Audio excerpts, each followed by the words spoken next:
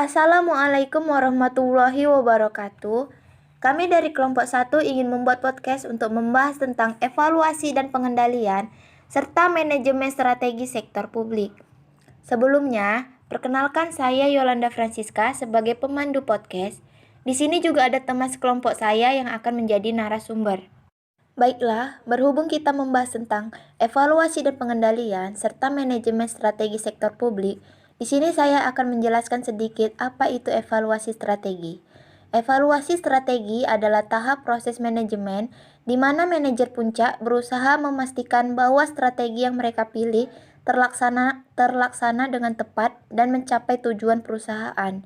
Saya ingin meminta pendapat Saudari Mita. Menurut Saudari, bagaimana melakukan implementasi dan evaluasi strategi? Menurut saya, untuk melakukan tahap implementasi dan evaluasi strategi dengan baik dan berhasil, manajemen perusahaan perlu terbiasa dan membiasakan diri dengan 4 jenis keahlian dasar, yaitu yang pertama, kemampuan berinteraksi.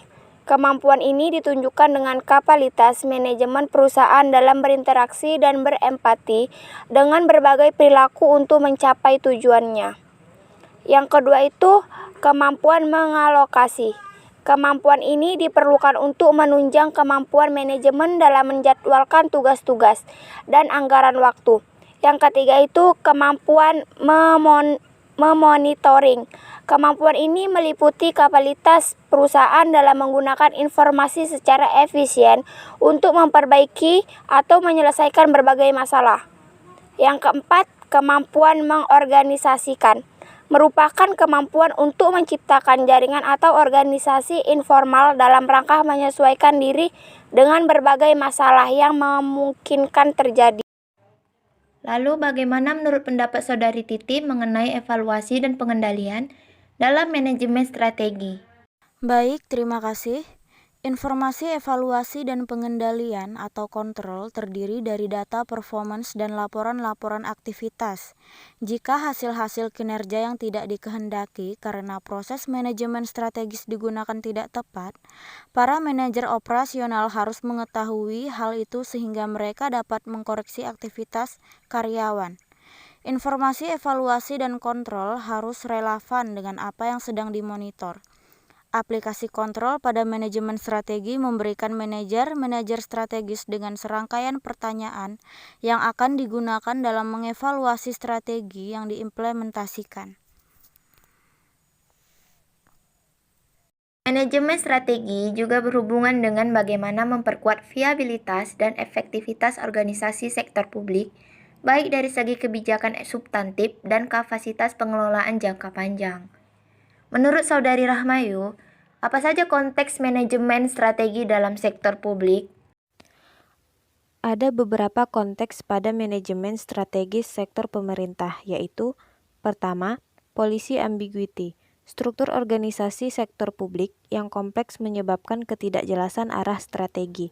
Kedua, the openness of government. Media memiliki peranan besar dalam mengekspos pengambilan keputusan dan penerapannya dalam pemerintahan.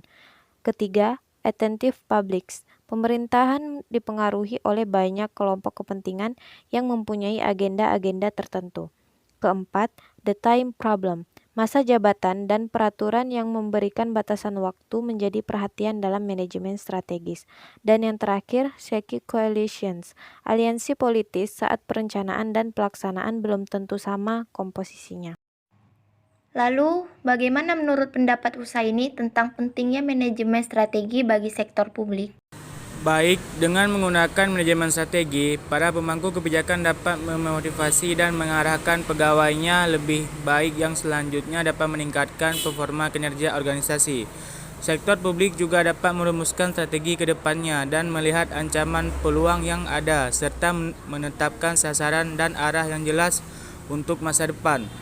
Dengan menerapkan apa yang ada di dalam manajemen strategi, maka diharapkan sektor publik dapat yang pertama menjadi instansi reaktif dalam menghadapi perubahan situasi yang dinamis dan kompleks. Kedua, mengelola sumber daya yang dimiliki untuk hasil yang maksimal atau biasa disebut dengan managing for result. Ketiga, mengubah orientasi instansi menjadi instansi berorientasi masa depan. Selanjutnya saya ingin bertanya kepada Saudari Puput, Untuk menetapkan strategi suatu sektor publik, perlu diketahui apa saja model manajemen strategi yang ada dan digunakan di sektor publik.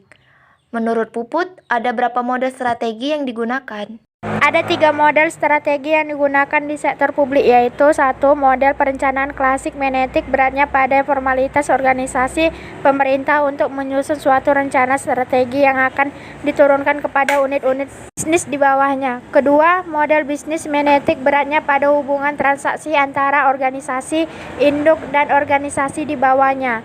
Ketiga, model perencanaan strategi visioner, berorientasi pada pola pikir jangka panjang di mana manajer akan mencari aktivitas yang akan dilakukan dalam membawa organisasi dari kondisinya saat ini menuju masa depan yang diharapkan. Terima kasih kepada teman-teman sekelompok saya yang sudah memberikan pendapatnya mengenai evaluasi dan pengendalian serta manajemen strategi sektor publik. Demikianlah podcast yang dapat kami sampaikan, semoga dapat bermanfaat bagi kita semua.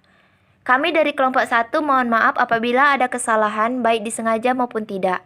Lebih dan kurang kami mohon maaf. Assalamualaikum warahmatullahi wabarakatuh.